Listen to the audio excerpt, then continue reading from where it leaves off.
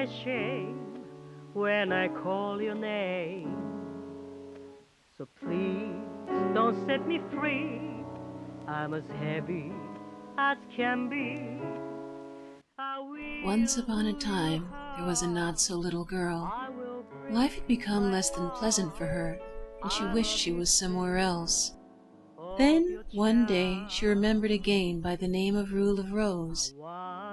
She wasn't sure why it intrigued her so, but she had to try it. In playing it, she wandered through a twisted fairy tale comprised of half-formed memories and a child's fears. It led her not where she wanted to go, but to where she had to be.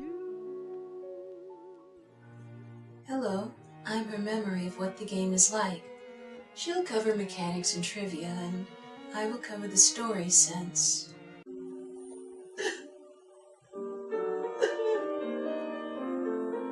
She gets a little too involved. Please think of me as a tour guide of sorts, the curator of an experience. And don't worry about leaving me here. I will wait for you. Well, I guess I should start with the trivia since this game has an interesting history. It was developed by Punchline and published by Sony in Japan, but published by Atlus in the US. The reason? Sony of America didn't want their name attached to such a controversial game. Basically, they were worried that it was all about this and this, and figured, well, you can figure what they figured. But when you actually play it, though, it's a lot more complicated. And in my opinion, it isn't exploitative or, thankfully, even fan service-like at all. Not to say there aren't some controversial subjects, but what there is handled maturely, and the game was definitely never meant for kids. Even sensitive adults may want to proceed with caution. As it turns out, though, US gamers were fortunate since we did get to play it. The controversy in the UK got so bad that the publisher cancelled release as well as cancelling it in Australia and New Zealand. To make matters even weirder, in Poland, the Ministry of Education thought the game had broken laws and reported it to the official prosecutor's office. What became of that? I have no idea.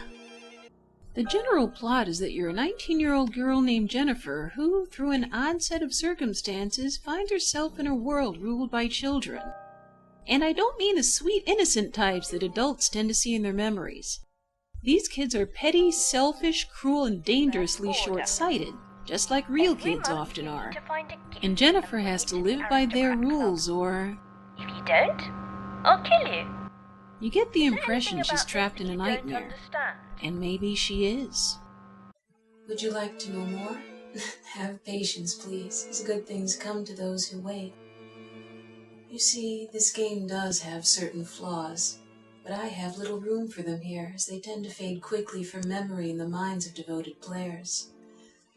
You should be advised of them, though, and I leave that to her. So now that you know the basic setup, you might be wondering, how do I play this? Well, you run around, you look for stuff, you solve some relatively simple puzzles. Oh, and early on you find a friendly dog who will help you sniff out most of the essentials. And, well, that part's fine. It's actually kind of relaxing. But the combat... Same as in well-made survival horror games like, say, the Silent Hill series, you can fight the monstrous hordes with an assortment of melee weapons you pick up along the way. Unlike in those other games, your worst enemy is the controls. First off, there's this. Yes, apparently your enemies are trying to hump you to death, and the only way to disengage yourself is by practically breaking the left analog stick. Then there's a brief pause afterward when, you guessed it, it's very possible that if you're fighting a lot of them, you'll have to do it all over again. Then there's the hit detection, which tends to fall somewhere between poorly planned and non-existent. But that only applies to your attacks. Enemies can hit you just fine. And that's especially evident and especially egregious when you have the supreme misfortune of running into a boss. You know how in most games the boss fights are the highlight of the game? Well, in Rule of Rose, they're so tedious, stupid, and irritating that I really couldn't blame anyone if they quit because of them. And to add insult to injury, on top of everything else, the boss fights throw in bad camera angles. Yes, sports fans, the camera, at some point or another, is going to cost you hit points, attack opportunities, or both, possibly at once. The only saving grace in this mess is that there aren't many bosses. But instead of me talking about it, I'll just show you this instead. This, yes this, is what passes for a boss fight. Now imagine dealing with it for about 10 minutes.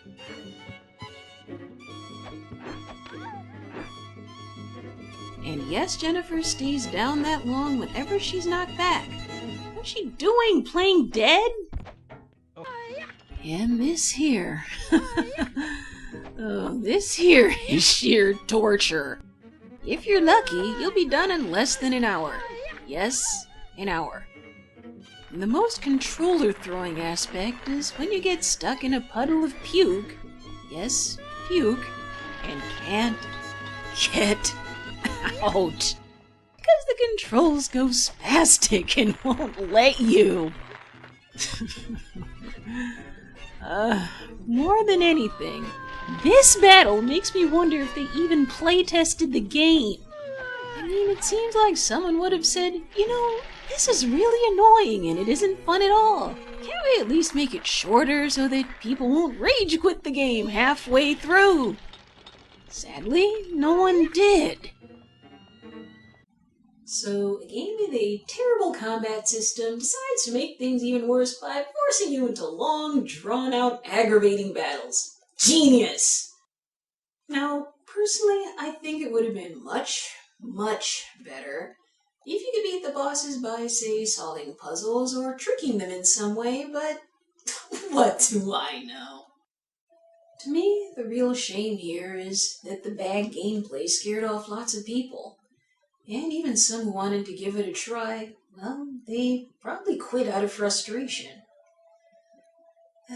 But if you're willing to tolerate all this stupidity, if you're willing to subject yourself to this exercise in masochism that is Rule of Rose's combat system,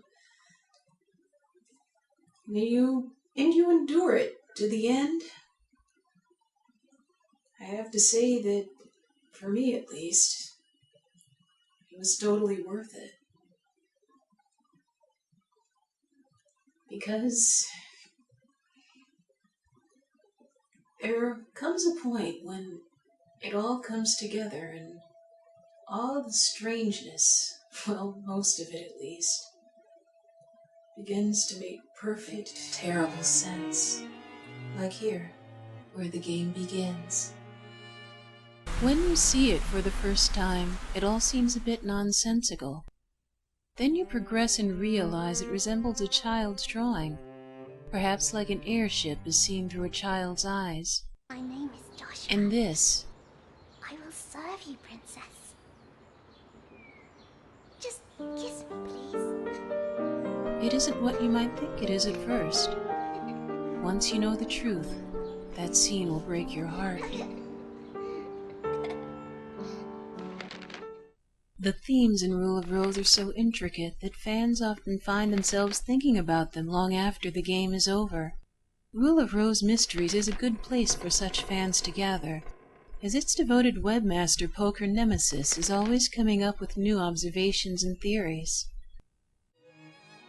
From the start, though, there's lots to appreciate in how this game is constructed. For instance, lots of beautiful imagery in terms of both settings and symbols.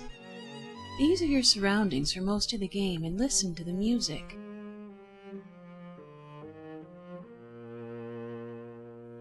Pure elegance. Then the darkness comes. Or maybe it was always there, lurking beneath the surface.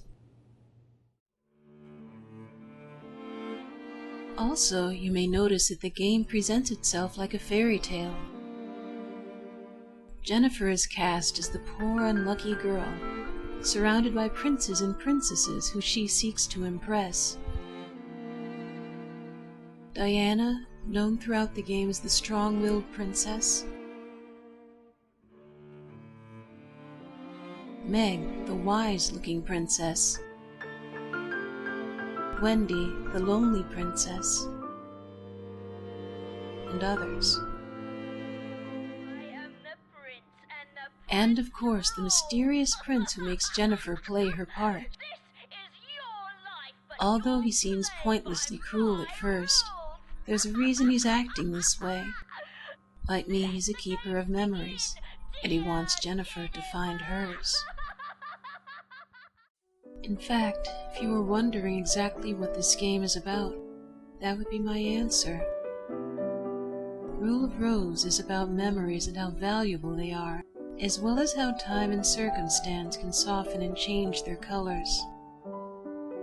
It's also about childhood friendships, the trust, the love, the innocence, and how little or how much it can take for things to go horribly wrong.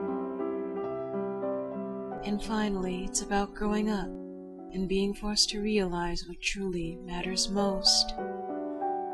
This game is made for when you need to cry and you think you're out of tears. By the end, Rule of Rose will likely help you find them. If you have the patience for it, I urge you to play this game. A diamond in the rough to be sure, but the diamond is there to be found.